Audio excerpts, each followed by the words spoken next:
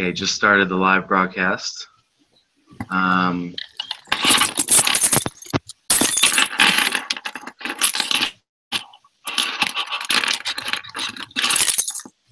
Would there be anybody who would want to give the opening prayer? Okay. Real quick. Dear Heavenly Father, we're grateful for this day and for the time that we have to meet together as a team, as a group, and we would ask Thee to bless us with Thy Spirit so that we may concise thoughts as we talk about the case study that we worked on this week. Please help us to do well in our classes and in this class specifically. And we say these things in the name of Jesus Christ. Amen. Yeah, thanks a lot. All right. So before we get into the actual candidates, does anybody have any just general thought about the case study? I don't ever want to go into HR and have to hire people.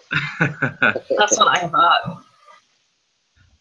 I thought it was good. I thought it was definitely interesting to be able to kind of see the process of hiring. I haven't really ever looked into that or thought of that before.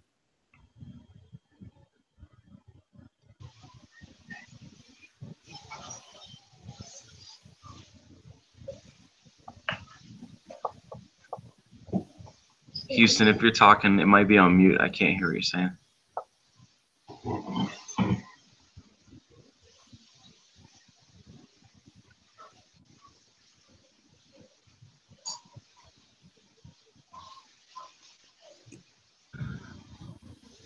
So for me, it was very eye-opening too, but I did a lot of hiring in the career that I used to have.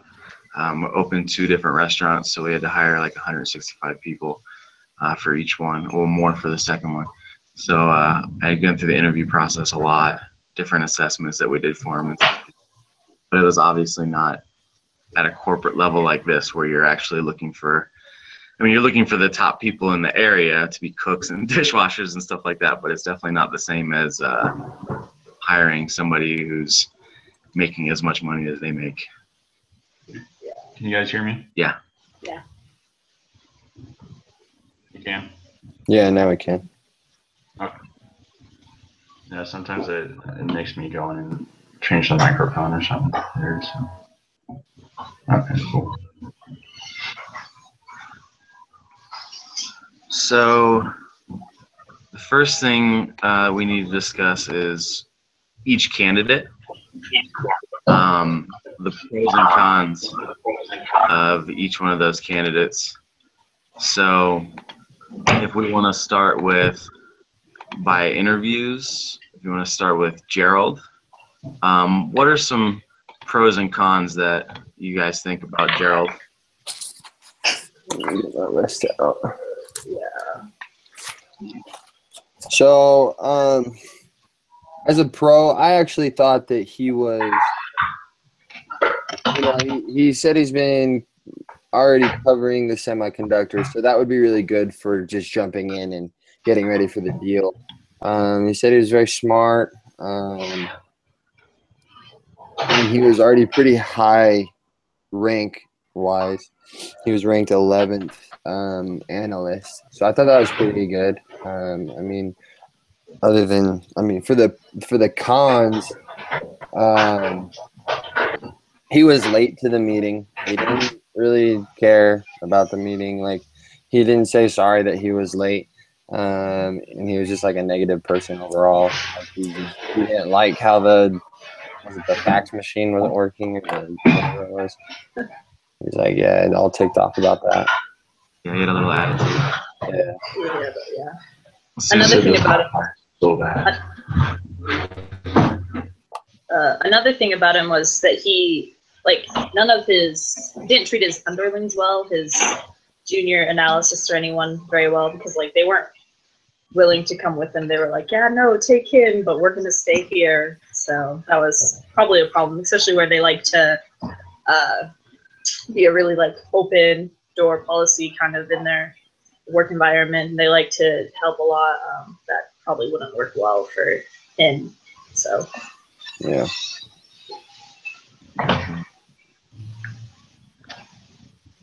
Cool. You guys can still hear me? Yeah. Okay, cool. What I thought about Gerald is that he had, they mentioned a couple of times that he had a lot of knowledge of the industry, and he had, he had an experience in their specific field. But I think the cons outweigh the pros. That he showed up 15 minutes late, didn't apologize. First thing he asked about was money and what he's going to get paid, and he treats other people poorly, and they have a team environment. So I just thought there's way too many things stacked against him for him to even be a serious consideration for the job. So Yeah, I completely agree with that. I thought one of the biggest things for me was the way he treated other people, and you would think that he would probably do the same thing in another company that he came to. He said he fired his junior analyst in the middle of a meeting just because he made a mistake, and that what kind of a team builder or a leader are you if that's the way you treat people? So yeah, I completely agree with you. I don't think that he would even be considered a candidate, no matter his skill level. All right. So next we got David Hughes. What do we think about Mr. David Hughes? I liked him. He was a little older, but they called him a seasoned analyst, which is good. He knew what he was doing. He's been in the industry for a while. He was a good mentor to those underneath him, which would be good for a company like that.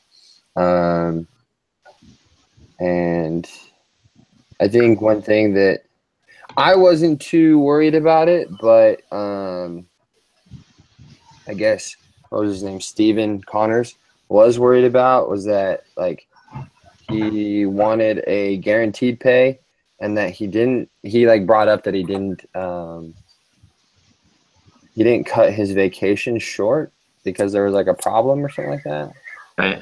I didn't see that as a problem personally. But I could see where that could be a problem. Yeah. Yeah, especially in a job where they have to be available to their clients 24/7. The fact that he didn't come back after, I remember, some stock dropped, or I don't remember what it was. That's a pretty, I don't know, I could see how that would be a really big problem, but he came back and fixed it, right? So I mean, that he still took care of the problem. It just took a lot more time. Yeah. Yeah, for me, one of the things that worried me was the pay thing, and it kind of seemed like he was kind of almost kind of done with his career, and that this was going to be his last.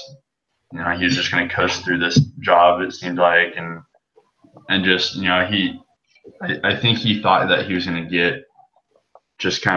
get away with not doing a whole lot because of his reputation and his knowledge.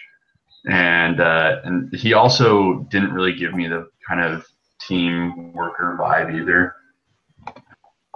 Him being pretty, no, I want to do this all on my own. I'm David. He was quite the right fit, even though he was, legendary and stuff on the street and everyone who he was. I didn't think he was right. So. Yeah, he didn't have that. Go ahead. Oh, I was just gonna say he doesn't have they're all concerned he didn't have that spark, and so the younger competitors were gonna come and just be because they were excited about what they were doing.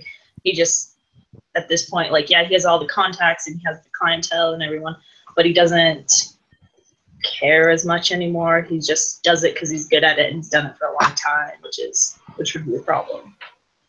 Yeah. I agree with that. What I was going to say along those lines was he even said in there, I just want to be able to focus on the stocks that I want to be able to focus on. So he kind of wants to come in, do what he wants to do, and then go from there.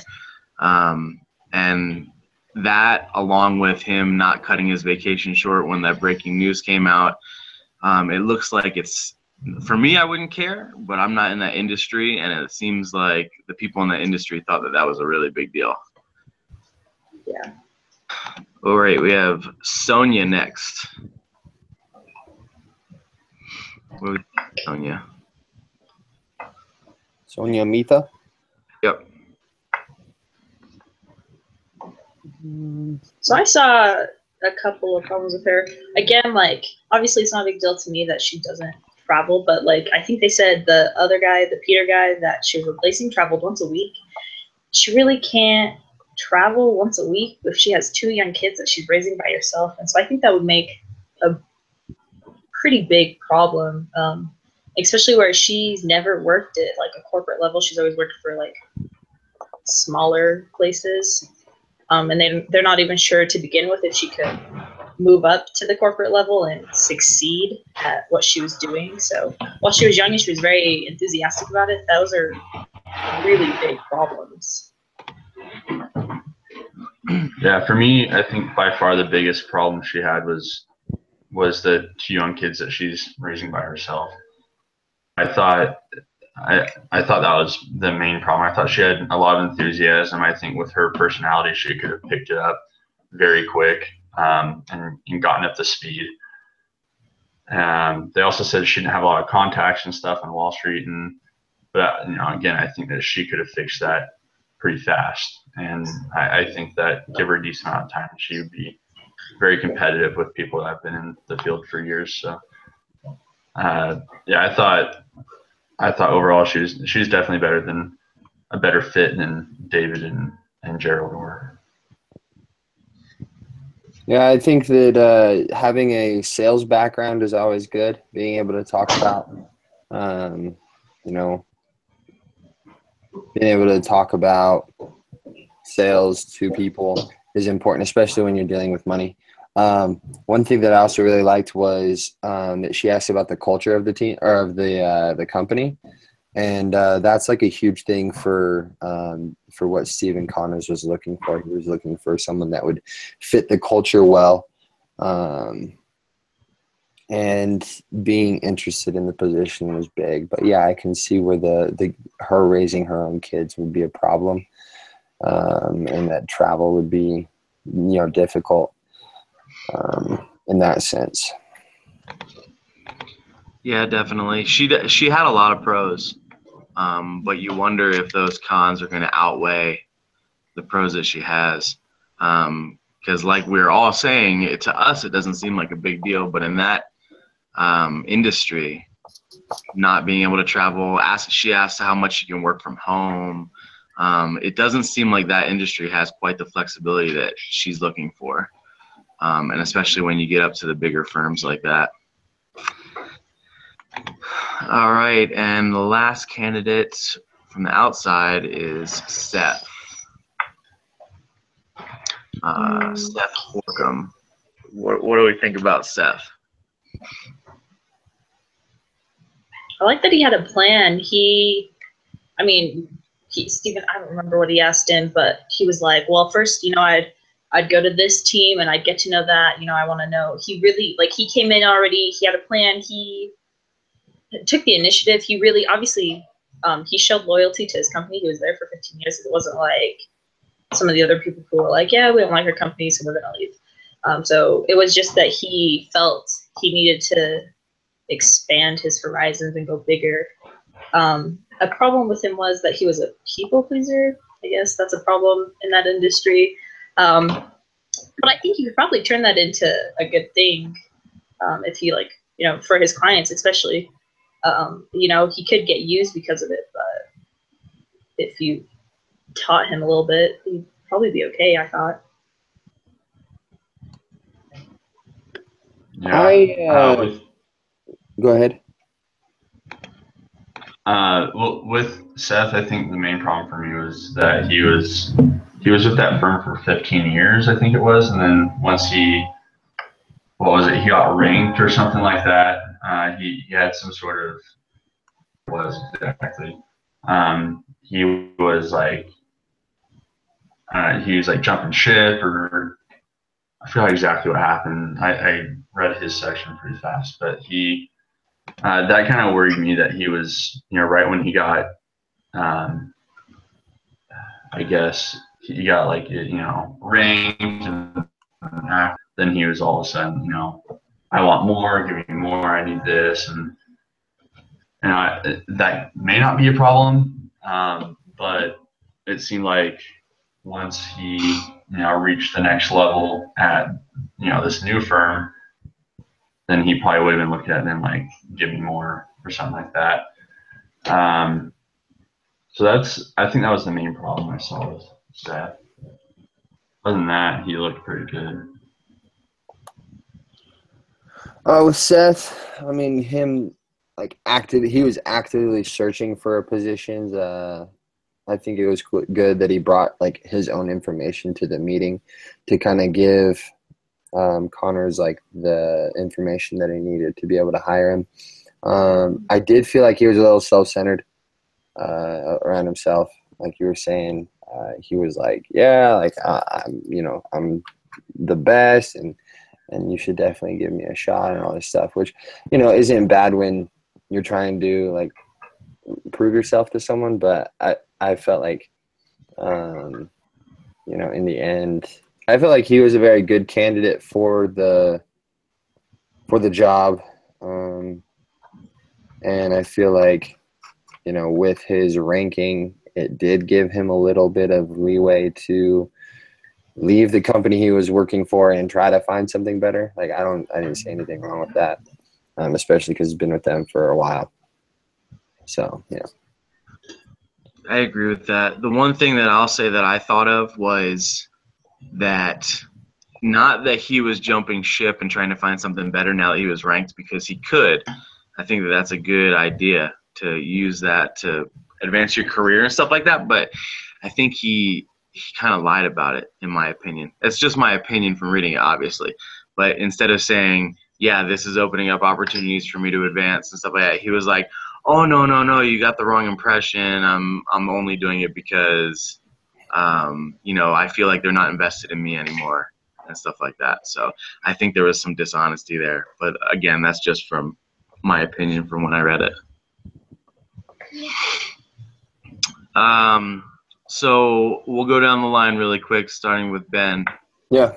Would you hire, and why would you hire him, in a real quick synopsis? So my recommendation in my lab report was to hire David Hughes. The reason why is because he has been a seasoned analyst. He knows what he was doing. He had been ranked high before, and one thing that I really liked was he was a good mentor. Yeah, it may be his last job, but he would be able to teach those underneath him what they need to do, mentor them, help them be better. And so when he does leave, they can, instead of drawing from an outside source, it's always better to draw within the company. And I think that he would be able to help people grow, especially, what's her name, Rena Shea. Help her grow to the point where she can take over after him after he leaves. So I chose David Hughes. Awesome. Houston? So I ended up recommending Sonia just because I liked her enthusiasm. It really impressed me how she didn't even ask about pay until I think it was like the very end of the interview. She was, to me, Stephen mentioned multiple times that the format of their company was kind of a teamwork kind of thing. She seemed really into that, so I thought she would have seamlessly been able to go and work with these people. She has a very good personality that I knew she would have been able to get along with everyone else at the company, and she would be able to find a lot of contacts at Wall Street. So I thought that she was probably the best fit at looking at it overall. So that's who I recommended. Awesome. Susie? All right, so I recommended Seth. I really liked that he came in with a plan. He was young enough, he was still excited about his work, but he was seasoned enough that he still actually had contacts, and he had been ranked, which was like a really big deal, I guess. So I chose Seth because I thought he was young enough, but he still had the season, he had the contacts, and he showed loyalty to his other company. I mean, 15 years, I would say it's a pretty big deal. So Awesome. Well, I actually chose to promote Rena. I just thought that in that type of environment that they have, that's somebody who already knows how the systems work, and it seemed to me like she was doing a really good job. There were just a few small things that she needed to work on, and that she could actually be valuable. And she already knew the people, she already knew the system like that, and I thought it would be beneficial. It seemed like what did they say? Something like when she gave group presentations, she didn't do this or this or this. Well, those are things that can be taught or that you can learn through experience. So I just thought that she would be a good candidate. And that was actually before I saw this. I'm going to share my screen really quick and let you guys look at this. This is the salary information. Hold on a second. This is what these people would be making if they were hired. So you can see Rena, it makes about 0.3 million, and then it goes all the way up to David, making $1.5 million a year, 5 times her salary. Looking at this information, would you change your opinion on who to hire, or would you think that this dollar amount, his benefits equal the difference in this price right here? Well, I think it's funny because I did hire David. I think that is that based on whether or not she would become the person? Yeah. So what it says is this is including the raise that they would get to be in that position. So it looks like they're not even thinking about giving her the raise. They're just thinking about giving her the promotion. Gotcha.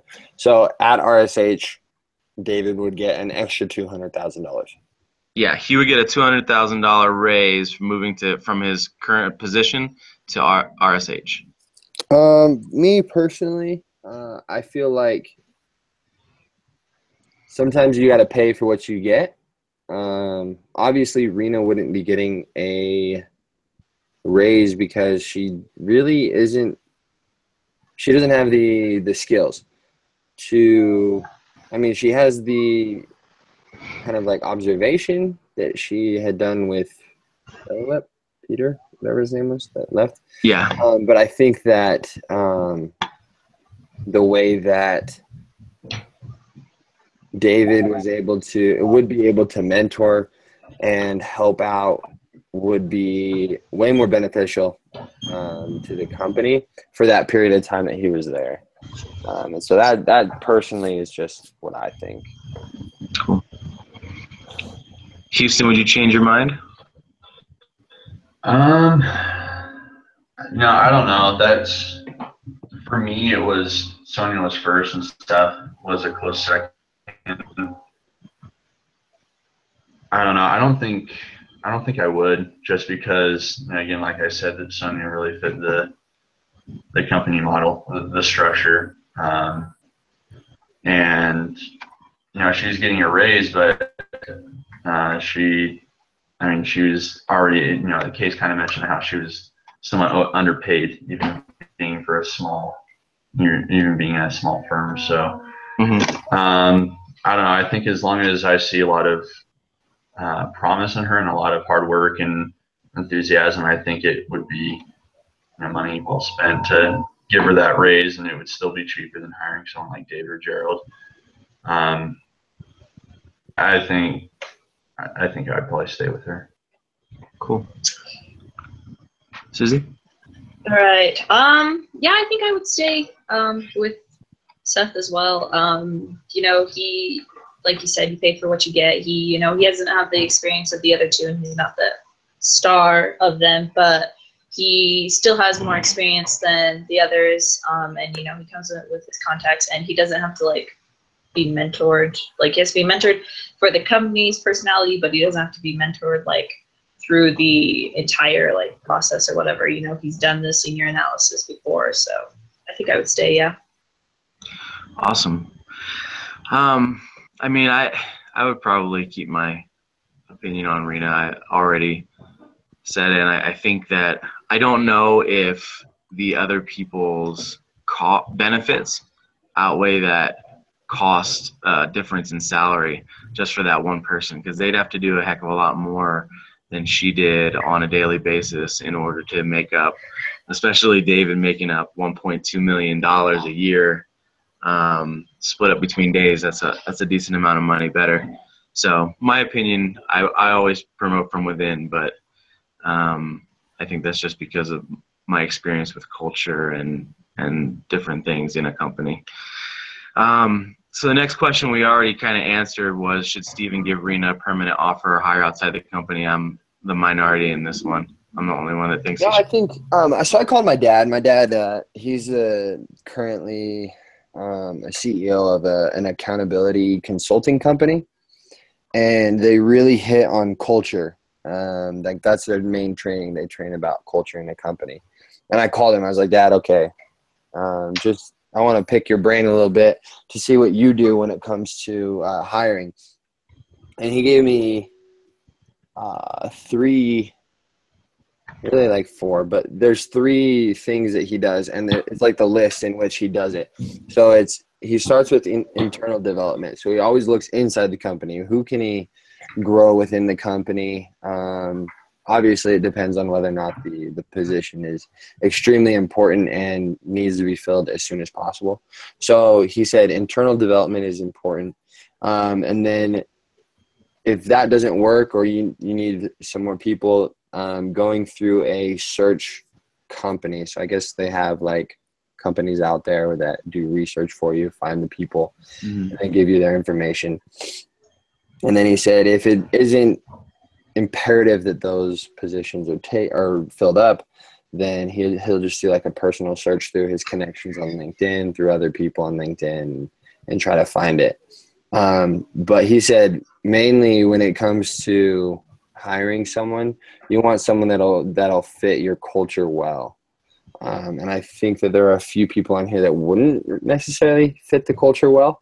But I think that, Rena knows the culture. And I think that the teamwork culture that they had would fit really well with David and with Sonia. But I think that, when it comes to hiring, going within the company is definitely easier and quicker, and sometimes even more important than going outside the company. Yep. Yeah, I agree with that. I think pretty much only Gerald was like automatically disqualified from my mind, because he was the complete opposite of what the culture was. Right. So thinking about the whole situation, when Steven heard before that Peter was he was having interviews, he was probably going to leave. I don't know if right away that he wasn't going to give any notice at all, which is pretty horrible. You give notice for a company when you leave. But do you think during that period, Steven should have figured out a way to keep Peter? Whether it's give him more money, whether it's try to do something to keep the company, or should have just let him go like he did?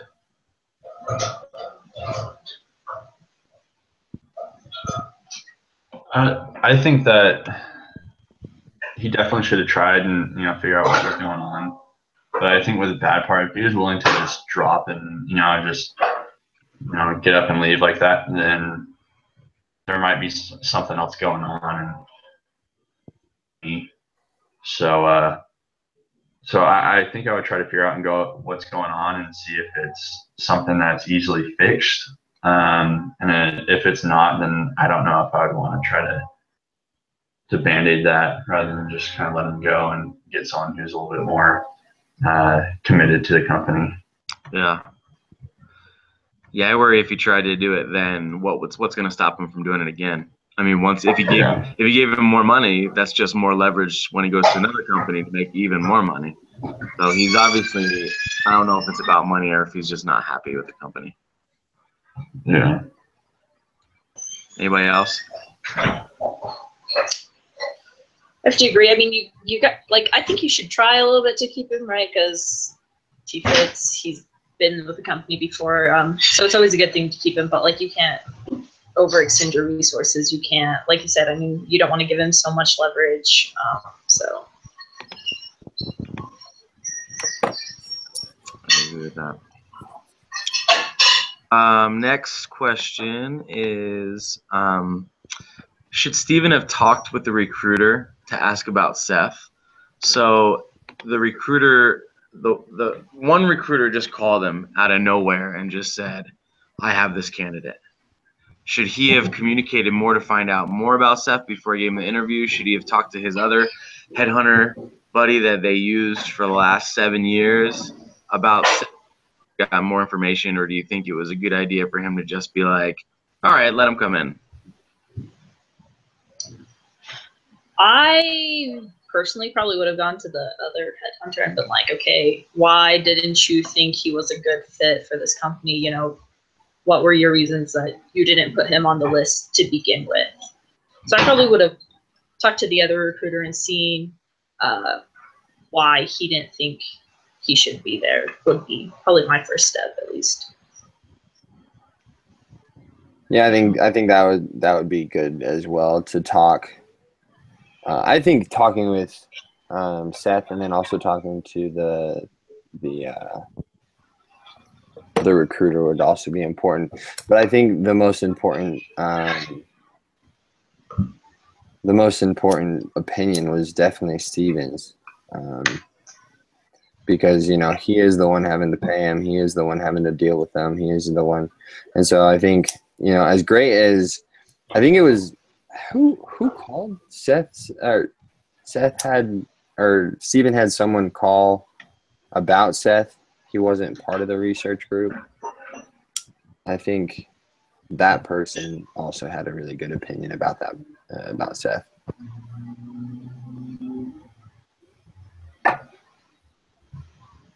Yeah, he really trusts that headhunter that he's been working with for 7 years, and that guy knows the culture that he wants. He knows the different skills that he wants, the personality, stuff like that. And I would have definitely called him and been like, hey, why didn't you call him? Because I know some recruiters, and they just straight up call people and say, hey, there's this position opening up, or moving to another place.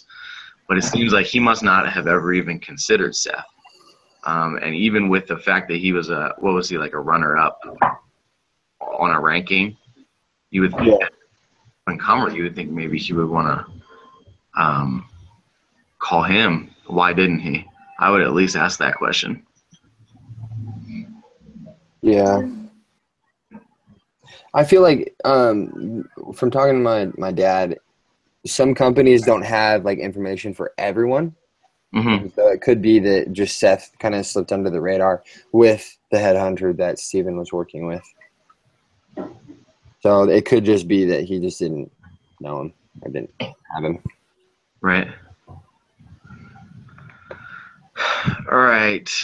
Did anybody look at the general human capital transferability sheet that was on the discussion paper with like the different types of human capital?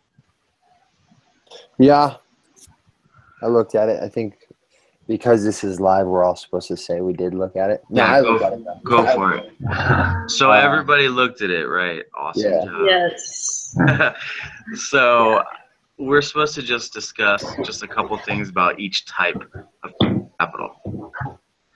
So the first one is general human capital. Does anybody remember what that means? If not, I don't know if you want to pull it up and we can look it over together, or I have it pulled up if you want me to just read some stuff. Do you just want to read some stuff? I don't really remember it. Yeah, I didn't really remember it either until I pulled it up. For general human capital, it says it encompasses the management skills to gather, cultivate, and deploy financial, technical, and human resources. It includes leadership and decision-making capabilities as well as functional expertise.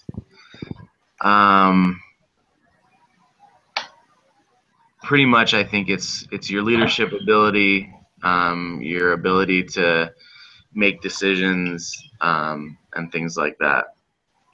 So how important do we think that this type of human capital is? I think Well, it's the only decision. one. Go for it. Oh, I was gonna say it's really. I mean, it's the most portable, right? So it's obviously really the only thing that you for sure can take with you from one company to the next. And so I think that's probably.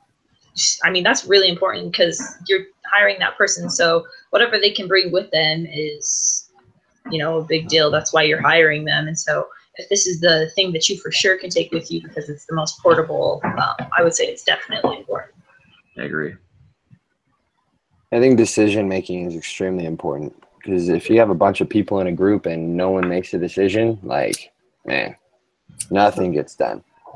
And I don't know. I mean, we've all been in groups in school, and we're in a group right now. If we didn't have anyone in this group that made decisions, I don't think we would ever have a meeting. I don't think we would ever have a successful meeting. I think it would just be, I mean, nothing. Like, honestly, there would just be nothing going on. And so it's like super important that we have someone to make decisions. Yeah, definitely needs to be some sort of leader, in any situation. Not necessarily someone who can make all the decisions, because those should be made by, for the most part, by the group, but someone who can facilitate it and kind of move things along. I think it's definitely important to have someone with that quality. Yeah, absolutely.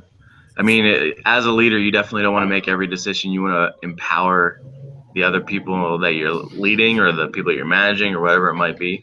But like you said, to be able to facilitate that and get it taken care of and get it finished, that's super important. The next one is strategic human capital, which is its expertise gained from experience in situations that require specific strategic skills, such as cutting costs, driving growth, or maneuvering in cyclical markets. This type of human capital is highly portable to firms facing similar strategic challenges. Experience in a growth environment, for instance, tends to translate well to other such environments. So what do we think about that one? That's obviously still portable, but in what way? Well, this is like your business like skills, like cutting costs. Like you have to know whether cutting this division or whatever is going to make you more money or if you're going to lose a ton because of it. And so this is your business side. This is your business decision making.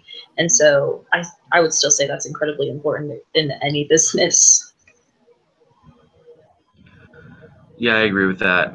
From my experience, a lot of the things that I learned in one company, when I switched to different companies, so I worked for a couple different ones in my career, a lot of them went hand in hand. You could use them in every company. But like it said, it's because it was the same industry and the same type of environment. I don't think that me knowing how to save on food cost or on labor costs when it comes to like the kitchen or something like that is going to really translate to my accounting degree or the other opportunities that I go from here. So it definitely is important if you're moving from similar things to similar things.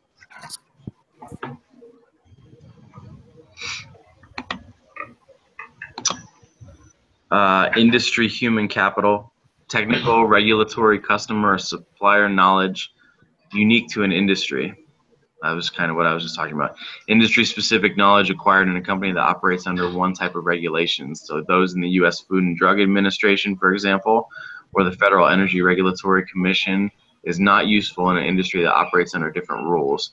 Similarly, the technical know-how that comes from medical engineering or scientific training in some industries probably won't be as useful in less technical industries.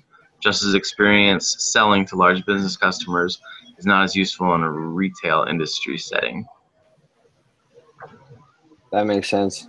I mean, I'm studying welding management, and so I know a lot about, and I grew up doing like sheet metal and doing all that good stuff. But I feel like if I tried to go into like, I don't know, hospital management or I don't even know, pharmaceutical sales, I would have no idea what I'm doing. And so I think that's the interesting thing about life, really. Like once you get into an industry, if you don't go back to school, or if you don't, you know, take a chance, or someone doesn't give you an opportunity, you're stuck there. And I think that that's a good thing, and it's also a bad thing, because you can maneuver within your industry, and it kind of cuts down competition. If everyone was trained how to do everything, there'd just be crazy amounts of, I don't know, just like everyone trying to get the same job.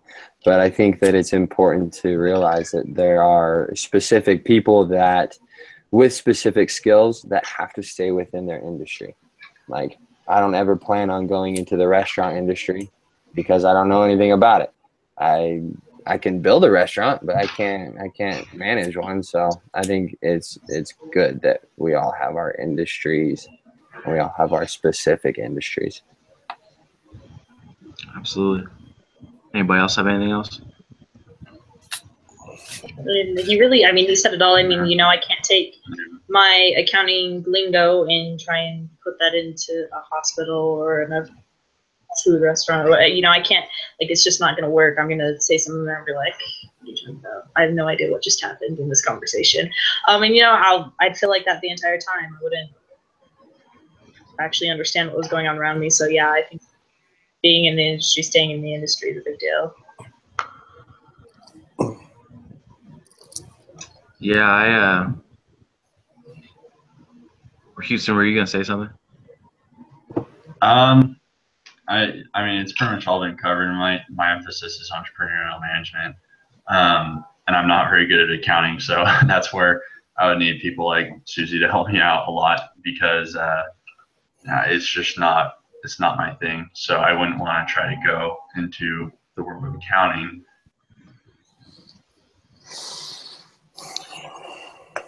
More than I do. So industries, because it's, you know, accounting is very closely associated with business and stuff, but it's definitely different. It's a lot more. It's a different specialty, I guess. So. Yeah. And I'll just say that insight from my life, being a restaurant manager, I tried desperately, once I realized that the hours weren't going to be good for our family, I tried desperately to go to a different industry but still utilize my management skills. But no one would give me a chance. I interviewed, or actually applied for many different places. They never even called me, and that's with management experience. So, like you said, unless you take the opportunity to go back to school like I'm doing right now, or you find someone who's willing to give you that shot, you have no chance. What are you studying now? Accounting. Oh, okay. Yeah. I started with business management, and then my wife and I discussed it, and she's an accountant already, and she said it would be better for me to be more specialized. So Okay. Cool. She talked me into it, and it's not easy. Cost accounting's killing me right now, but that's about it. So I guess as we are looking at this, I don't know if we need to go over every single one of these. It just looks like the more portable the capital is, or the more portable the skill is, then the more beneficial it is, and the more you can take it from place to place. Does everyone agree with that? Yeah. Looks like everything else just makes you more generalized, and that's about it. So just as a conclusion here, I think that the key concepts from this discussion is just the fit from each person. I think every industry is different, and also every company in an industry is different, because it all depends on what that company is looking for. I think you have a company where, like you were saying, culture is super important. Some people have that as the number one thing. Some people have experience as the number one thing. Some people have salaries as the number one thing. If they can find someone for cheap who has at least a little bit of skill, they think that that's okay. I don't necessarily agree that that's the best way to hire people. And then also with the human capital, the things that they can take with. So when you go into an interview, it's really important to be able to explain to the person that's giving you the interview the traits and the things that you've learned that are going to actually be applicable to that company. So that's why probably if I had an interview about something else when I was a restaurant manager and I told them, well, I really know how to cut costs when it comes to cleaning vegetables. That really does not pertain to anything else but restaurant business. Does anybody else have anything else to add to the conclusion about what we discussed? No, I think it's just an ever-changing process. I mean, with different people, I mean, if there was 6 different people, not David Hughes, not Sonia, not Seth, I think if there were different people, it'd be a completely different conversation. And I think that I think that's the cool thing. Everything is always changing. You never know what you're going to get. Yeah, that's true. Every person's different, so you have to look for different qualities in each person. All right. Well, I think that's all I have. Does anybody have anything else? No, sir. I don't. All right. Well, I am going to go ahead and stop the broadcast. So thank you very much for coming. No problem. We'll see you guys. Awesome. Thanks. See ya. See you. Have a good one.